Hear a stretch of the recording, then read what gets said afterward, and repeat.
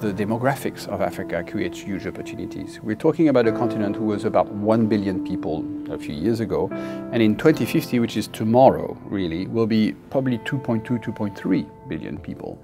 All these people need to be clothed, they need to be fed, they need to be transported, they need to be equipped with mobile phones, you name it. And so that is the huge opportunity of tomorrow for Africa. All these urban dwellers will, most of them, not be food producers. They will be net consumers. Already in West Africa, urban dwellers are about 40% of the entire population. 60% are still in the rural areas. But these 40% represent 50% of consumption of food. So that means they are the big market of the food producers in rural areas. And those 50% of the market represent, of the consumption represent 60% of the market. That is people who pay to buy their food because they don't produce it themselves. So you can tell already that even though urban dwellers are not the majority of the population, they are the main driver for food production and food processing. And this is going to keep going very fast and for a very long time.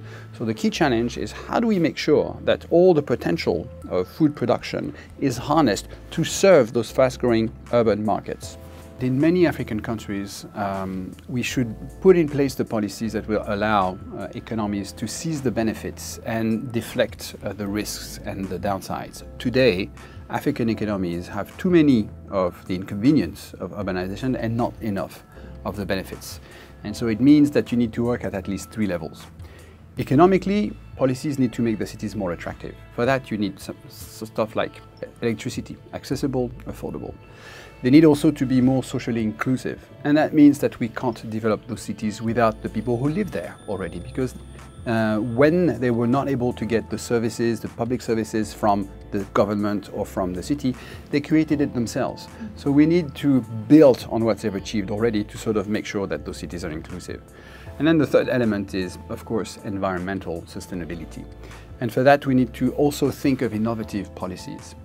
African cities cannot afford to reproduce the patterns of urbanization that we have been putting in place.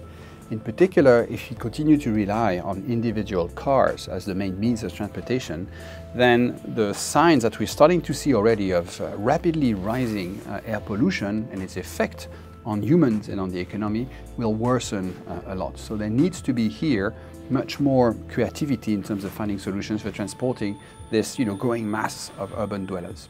What's fascinating in this discussion is that we're talking about the specificities of Africa's development and today Africa's urbanization process.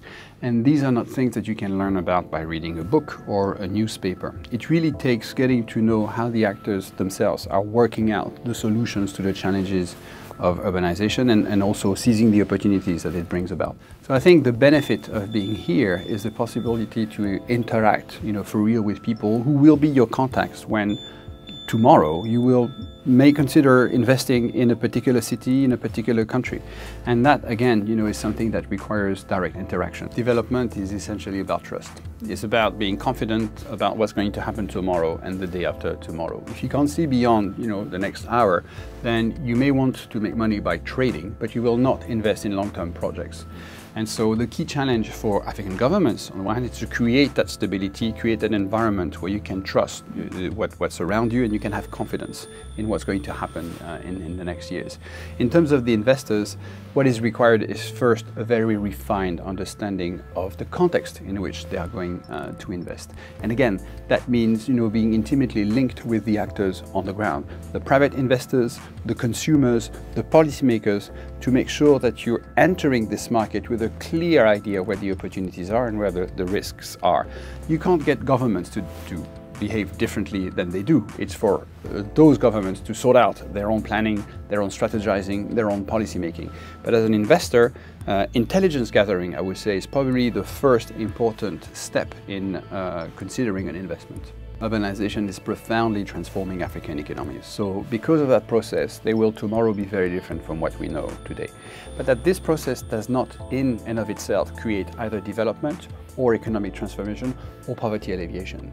You need the right policies to make sure that the urbanization dividend is seized by those economies.